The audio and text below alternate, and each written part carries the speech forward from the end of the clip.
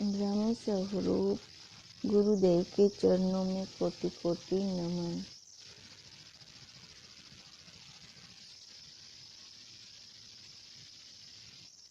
हमारा विषय चल रहा है श्री विचार सागर दर्पण। अब विचार सागर दर्पण में निश्चल दास जी पहले अधिकारी के साधन बता रहे हैं। अधिकारी के क्या साधन है? अधिकारी वो कब कहलाने लायक होगा? जिसके अंदर विवेक होगा, वैराग्य होगा, षट संपत्ति होगी और मुमुक्षुता होगी। ये चार साधन, जिसने ये चार साधनों का पालन किया है वही अधिकारी है, वही ब्रह्म विद्या की क्लास का अधिकारी है।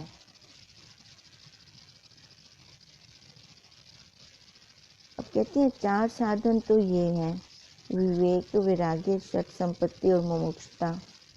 अब उसके बाद भी हमारा काम खत्म नहीं हुआ,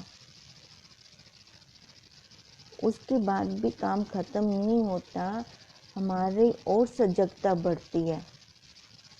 अब पहले ये हमने साधन करनी है। अगर हमने ब्रह्म विद्या की क्लास में बैठना है तो ये साधन हम करके आए, तभी वो उत्तम अधिकारी कहलाएगा, ये उत्तम विद्या को लेने का। क्योंकि ये वाली विद्या हमें ऐसे खुले में नहीं मिलती। ये विद्या को बताने वाले भी बहुत मुश्किल से तत्वनिष्ठ गुरुदेव मिलते हैं, तभी हम उनको सद्गुरुदेव कहते हैं। क्योंकि ये जो राज विद्या देने चले हैं, पहले वैसा अधिकारी भी तो देखेंगे। कुम्हार भी घड़ा बनाता है तो कैसे उसको ठोक ठोक के बजाता है। तो गुरुदेव, सद्गुरुदेव हमें ये विद्या देने चले हैं, पहले वो देखेंगे कि ये अधिकारी भी है कि नहीं, पात्र भी है कि नहीं। इस क्लास में बैठने के लिए वो इन चार साधनों से युक्त होना चाहिए। उसके बाद श्रवण, मनन और निध्यासन, ये तीन चलेंगे। जो अधिकारी नहीं होगा वो श्रवण कैसे कर सकता है? जो गुरुदेव हमें महावाक्य दें, देखो हम जब बैठे थे तो हम इन चार साधनों से युक्त नहीं थे, पर हमारे गुरुदेव ने कितनी कृपा की कि हमें बैठने दिया। ये बैठते बैठते ही फिर हम इन साधनों से युक्त हुए हैं, तभी हम कहते हैं कि चलती ट्रेन के अंदर मैंने टिकट ली है। बाहर से पहले से टिकट लेके नहीं बैठी मैं इस ब्रह्म विद्या की क्लास में। हम सारे देखें कि हम इन चार साधनों से युक्त होकर आए थे, उत्तम अधिकारी बनकर आए थे, पर हमें गुरुदेव ने बैठने दिया, क्लास में बैठने दिया। बैठने से क्या किया हमने? सबसे पहले श्रवण किया। श्रवण क्या किया? महावाक्यों का। देखो जो हम संसार से भी सुनते हैं, अब सुनने को तो श्रवण कहते हैं ना। अब संसार वाले जो भी बातचीत चलती है, जो कुछ भी हम वार्तालाप करते हैं, उसको हमने कभी श्रवण क्यों नहीं कहा?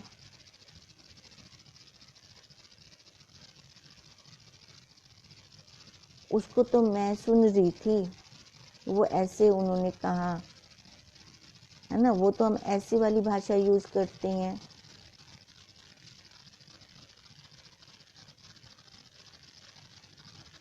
पर इन महावाक्यों को श्रवण क्यों कहा?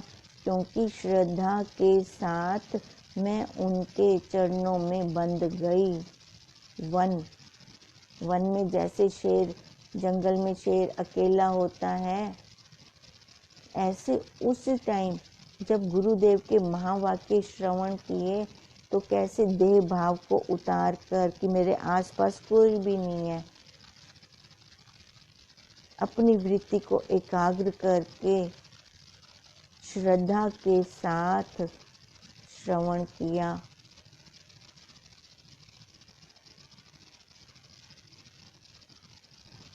अब देखो, जो श्रद्धा के साथ श्रवण किया जाता है उसका रिजल्ट भी आता है। एकदम हमें श्रद्धा नहीं हुई, सत्संग में बैठते बैठते हमारी श्रद्धा बनी।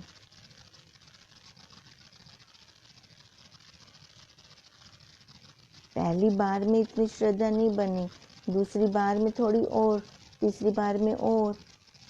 अब जैसे जैसे श्रद्धा बनती गई वैसे वैसे श्रवण, सुन तो पहले भी रहे थे पर वो कैसे थे, वहाँ सुनते थे वहीं भूल जाते थे। श्रवण की स्टेज भी बढ़ती गई। तो ये उत्तम अधिकारी फिर श्रवण कैसे करता है? एकाग्रता के साथ, मन को, इंद्रियों को और देह को बांध के करता है, बंध जाता है फिर वो गुरुदेव के चरणों के साथ। क्योंकि संसार वाला जो आज तक कचरा सुना हुआ था, आज तक उसी का ही मनन चलता था, वही बातें बार बार रिपीट हो रही थी। तो ये गुरुदेव के मुख से निकले हुए महावाक्य कब रिपीट होते थे, कब ये इनका मनन चलता था? जब अंदर ही संसार भरा हुआ है तो इनका मनन तो चल ही नहीं सकता। उस टाइम बैठे हैं, अच्छा लग रहा है, वहाँ से जैसे बाहर आए फिर भूल गए, मेरी तेरी शुरू हो गई। घर पहुँचते पहुँचते तो बिल्कुल ही सफा चट हो गए, फिर तो याद ही नहीं रहा कि गुरुदेव ने क्या हमें कहा था। इसलिए बोला कि पहले ये 4 साधन होंगे उत्तम अधिकारी के अंदर, तभी वो श्रवण कर सकेगा, तभी वो श्रद्धा के साथ बैठेगा। अब श्रवण होगा उसका तो फिर वही मनन भी करेगा महावाक्यों का। इसलिए इन महावाक्यों को गुरुदेव के मुख से जो भी निकला उसको श्रवण कहा, और अधिकारी ने जैसे लिया मतलब श्रवण किया, श्रद्धा के साथ उनके साथ बंध गया। अब अगर संसार वाली वार्ता नहीं है, गुरुदेव वाली वार्ता है, क्योंकि उस अधिकारी के अंदर वैराग्य भी पूर्ण होगा। वैराग्य पूर्ण होने के कारण संसार में उसका रुझान कम होगा।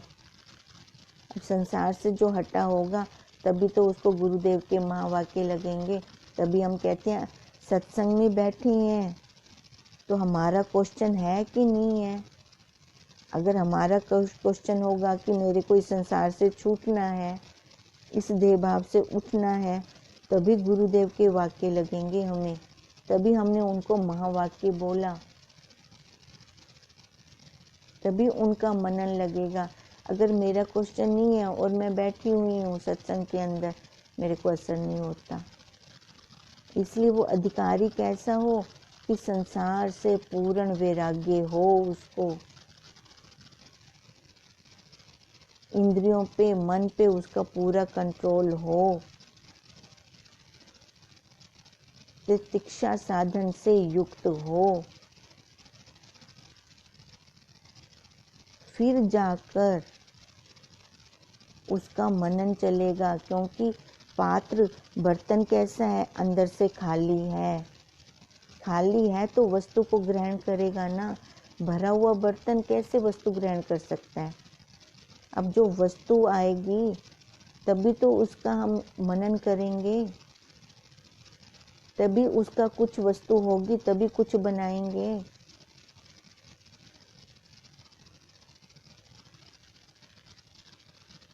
अब ये जो पहले ऊपर 4 साधन बताए हैं, इन साधनों को देखो जब मंजिल में जाना होता है, कहाँ हमें पहुंचना होता है, तो फिर हम क्या करते हैं, साधन बाहर छोड़ते हैं, खुद अंदर जाते हैं। अब जो भी ये मैंने कर्म किए, ये कर्म मैंने कैसे किए, इस शरीर रूपी साधन से। अब यहाँ से इनको छोड़कर फिर मैं एकाग्रता के साथ श्रवण करूँगी, तभी मेरा मनन बनेगा, तभी मेरा निध्यासन चलेगा। श्रवण बहुतों में होता है, मनन 4-5 में आपस में बैठ के मनन कर लेते हैं, और निध्यासन अकेले में होता है। अब मैं उसको अप्लाई करूँगी अपने ऊपर, तभी इस श्रवण का फल मिलेगा मेरे को, निध्यासन। अब इस श्रवण मनन और निध्यासन के बाद फिर तत्त्वम पद के अर्थ का संशोधन। फिर गुरुदेव ने महावाक्य दिया। देखो पहले अधिकारी का शोधन किया, फिल्टर किया उसको, जैसे हमारे घर में पानी का फिल्टर लगा होता है, वो पहले कितनी प्रक्रियाओं से निकल के आता है, फिर उसका साफ जल हम लेते हैं, कितना वेस्टेज निकालता है पहले पानी, फिल्टर करता है। ऐसे ये शोधन गुरुदेव ने करवाया।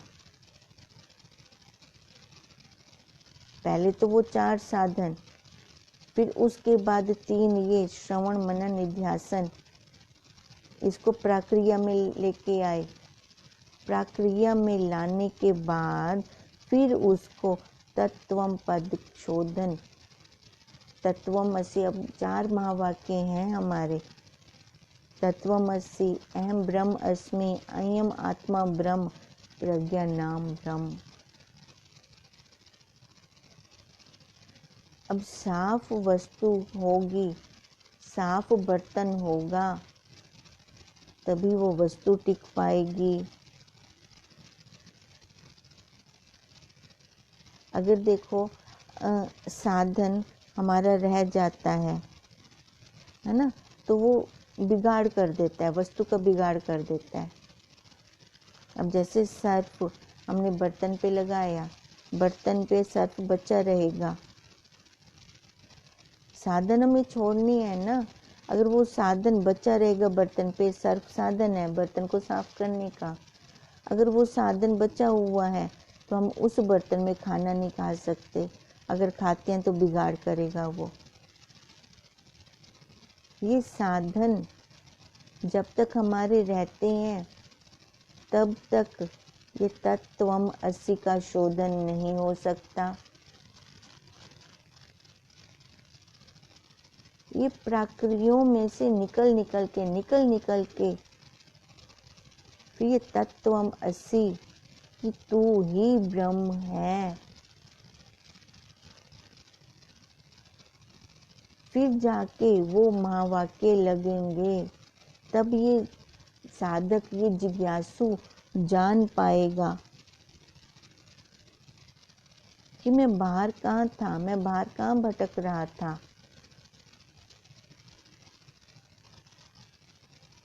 मेरे को तो अपने अंदर आना था।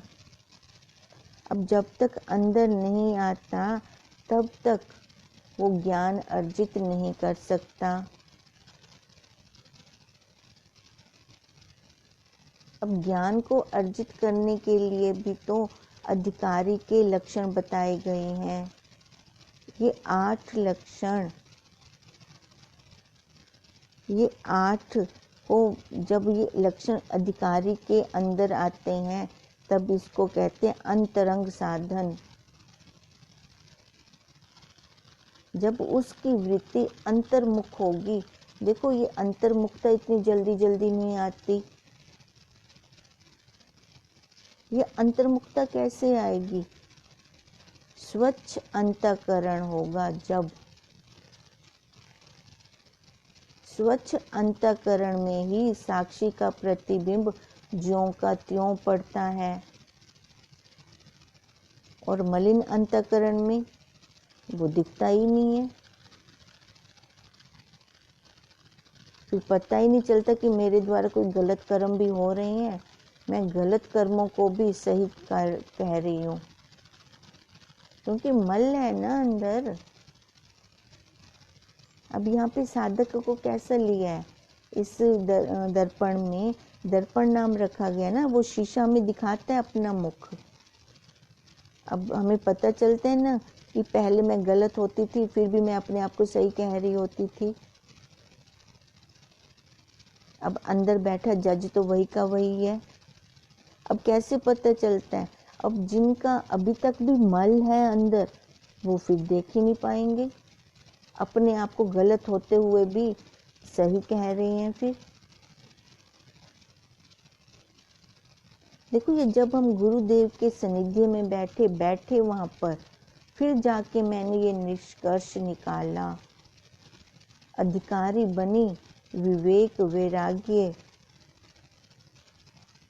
ये जब तक नहीं आया, षट संपत्ति मुमुक्षुता, ये 4 साधन जब तक नहीं आए, तब तक तो हम अधिकारी कहलाने के भी लायक नहीं है।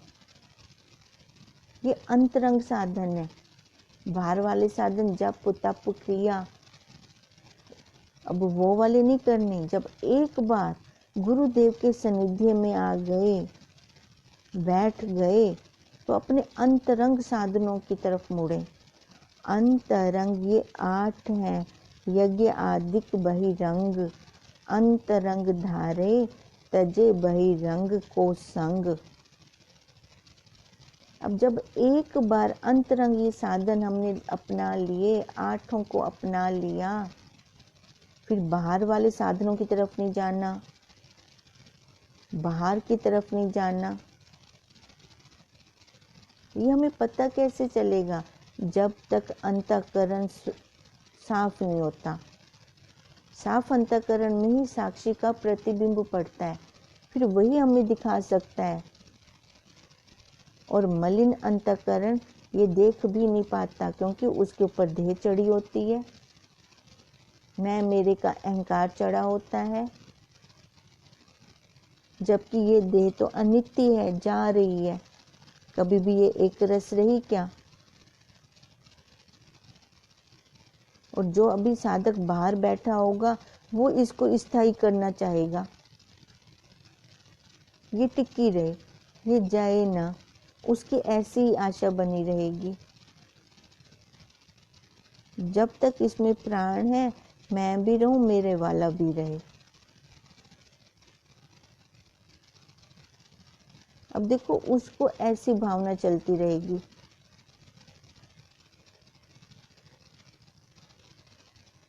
पर जब ये सबको छोड़ के चला जाता है, फिर उस टाइम क्या होगा? फिर पछताने से कुछ होगा? इसलिए तो हम निश्चय नहीं कर पा रहे, क्योंकि बहिरंग तो हमें दिख रहा है, अंतरंग हमें दिखता नहीं है। जो इन आंखों से दिखता है, हम उसको सच्चा मान लेते हैं। अब यही पकड़ हमारी, यही बीमारी है हमारी सबसे बड़ी। अब यही निश्चल दास जी ने भी पकड़ी है साधक की, और यही हमारे गुरुदेव ने भी पकड़ी है, क्योंकि ये बदलने वाली है, कभी एक रस नहीं रहेगी। सब कुछ छोड़ के ये चली जाएगी, ये बदलने वाली है। दिखने पर भी निश्चय नहीं कर पा रहे हम। दिख रही है ना, पल पल बदल रही है, फिर क्यों नहीं निश्चय हो रहा? क्यों नहीं दृढ़ता आ रही? फिर हम क्यों उत्तम अधिकारी नहीं बन पा रहे? आंख जो पहले रूप देखती थी, तो उस रूप में रूप भावनी रूप तो अब भी देख रही है, पहले भी देखती थी,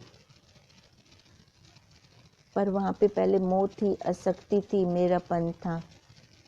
अब तभी तो हमने ये होमवर्क लिया था, रूप है रूप है रूप है। अब देखो, यही आंख अब कैसे इसको पहले दूर तक देख लेती थी, अब इंद्रिय की शक्ति कम होती जा रही है। तो अब देख नहीं पाते तो ये सत्य कैसे हुई फिर? हर एक इंद्री को देखें, हर इंद्री वो सिमटती जा रही है, प्रकृति अपना समेट रही है। तो मैं अगर इस शरीर पे बैठी रहूंगी और प्रकृति समेटेगी तो मैं उसको समेटने नहीं दूंगी। जैसे बच्चे खिलौने बिछा के बैठ जाते हैं और माँ बाप बोलते हैं क्या गंद मचा रखा है, समेटो। तो बच्चे खुद तो समेटते नहीं है, माँ बाप समेटने लगते हैं तो रोने लगते हैं। अब ऐसे ये इंद्रियों की शक्ति, क्योंकि हम यहाँ पे बैठे हैं ना इंद्रियों पे, अब गुरु रूपी ब्रह्मा हमें बोल रहे हैं कि इनको समेट, इन खिलौनों को समेट। हम बैठे बाहर हैं, बाहर बैठे हैं तो वो समेटना देने चाह नहीं रही, जैसे बच्चे अपने टॉय नहीं समेटने देते। अब वो उन्होंने जबरदस्ती समेट देना है, फिर हम रोते हैं। अब यही तो चलता आ रहा है,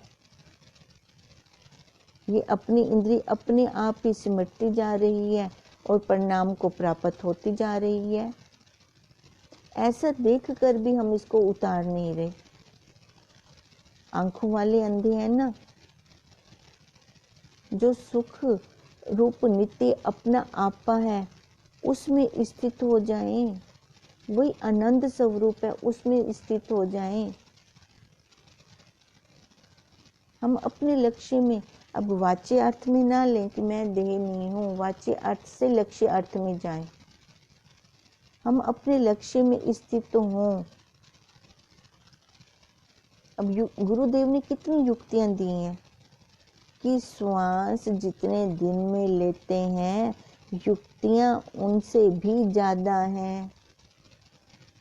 कितनी युक्तियां हैं, पर जब तक मनन और निध्यासन नहीं करेंगे तो केवल महावाक्य लेने से बोध नहीं होगा। बाहर वाले साधनों पे बैठे रह जाएंगे।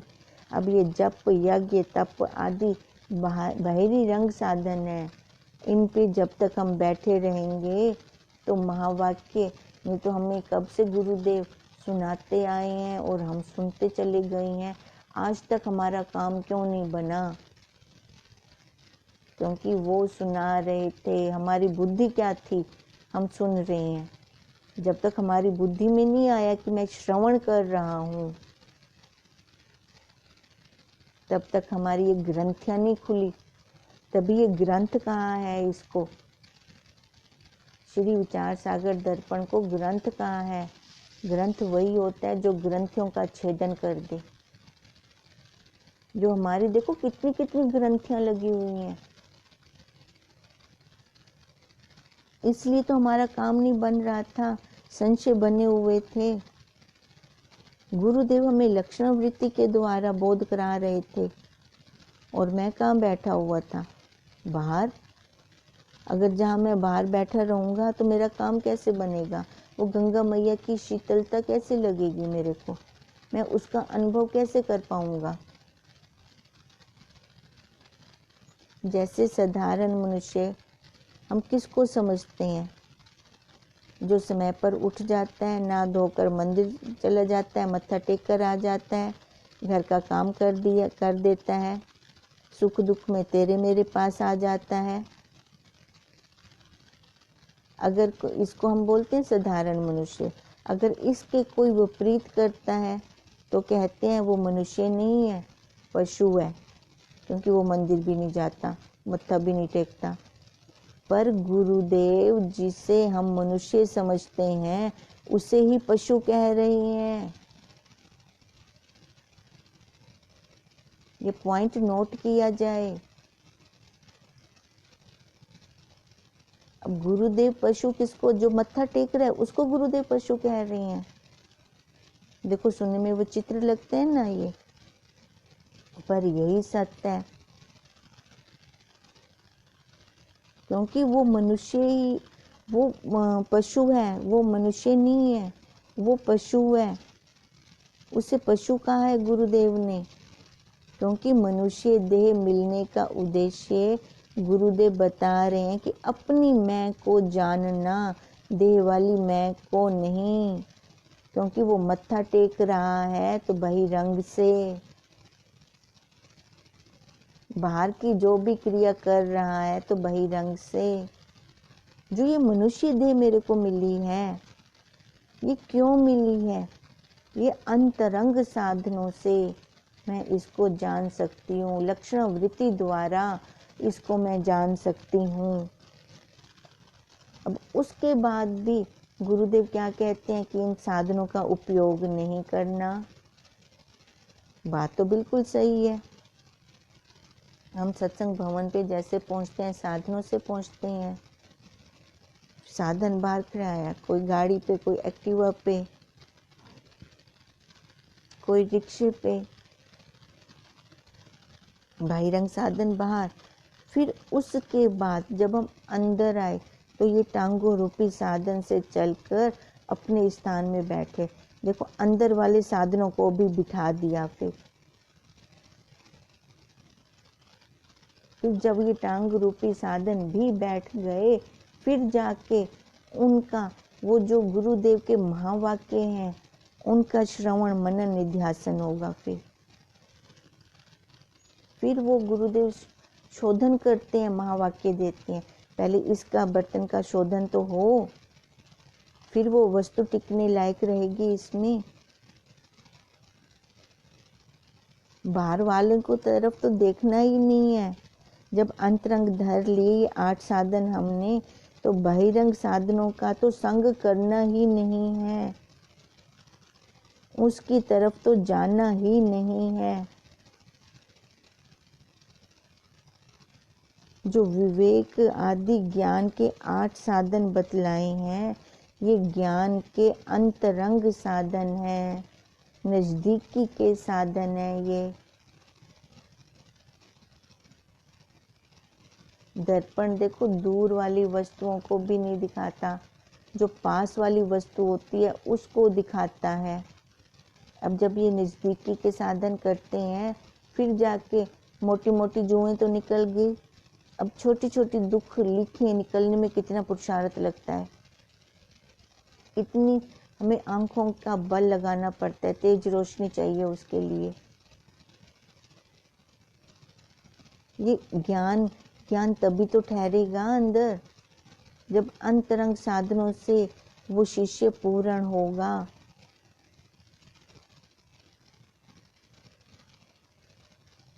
जो भी हम साधन करते हैं, एक तो वो सगुण हो गए, बाहर वाले हो गए। जो सगुण साधन है, जो कर्तव्यपन से कर रहे हैं, यज्ञ तप, गरीबों को भोजन खिलाना, वो शरीर से कर रहे हैं ना, वो कर्तव्यपन तो बना रहेगा। वो जब तक कर्तव्यपन नहीं खत्म होता, ये देह भाव नहीं गलता, तब तक ये अंतरंग साधन नहीं आ सकते। बहिरंग साधनों से अंतःकरण शुद्ध भले हो, पर उनसे ज्ञान नहीं आ सकता। ज्ञान के लिए अंतरंग साधनों को लेना पड़ेगा। अब उत्तम अधिकारी वही जो बिल्कुल तप चुका है संसार से। सोना जितना तपता है उतना निखरता है। अब संसार में उसका रुझान नहीं है। अब उसको क्या इच्छा है?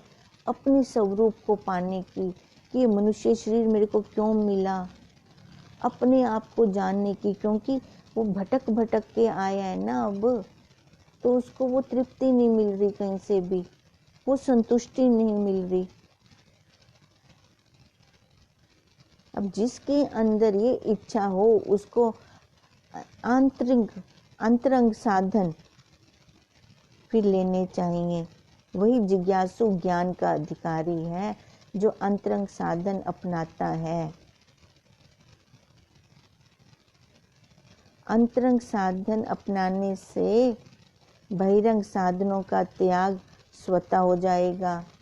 करना नहीं पड़ेगा हमें। जो अंतरंग साधन लेगा, देखो एक चीज लेते हैं तो दूसरी अपने आप चली जाती है। सत्य को लिया तो असत्य अपने आप चला गया, उसको हमें हटाना नहीं पड़ा। अंतरंग साधन को लिए तो बहिरंग साधन, फिर त्याग, बहिरंग साधनों का त्याग। हम कहेंगे कि हम बहिरंग साधन भी करते रहें।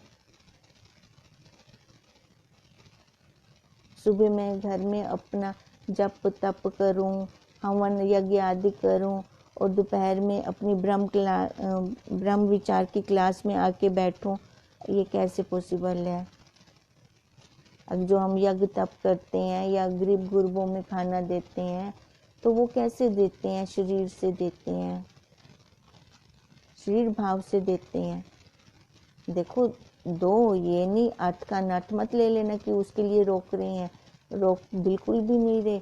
दो, पर वो भावना आए कि मैं दे रहा हूँ, मैं कर रहा हूँ।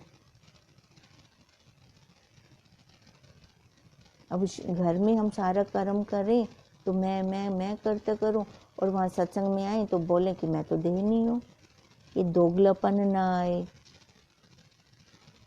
थाली के बैंगन ना बने। अगर ऐसे हम कर्म करते रहेंगे तो हमें ज्ञान नहीं ठहरेगा।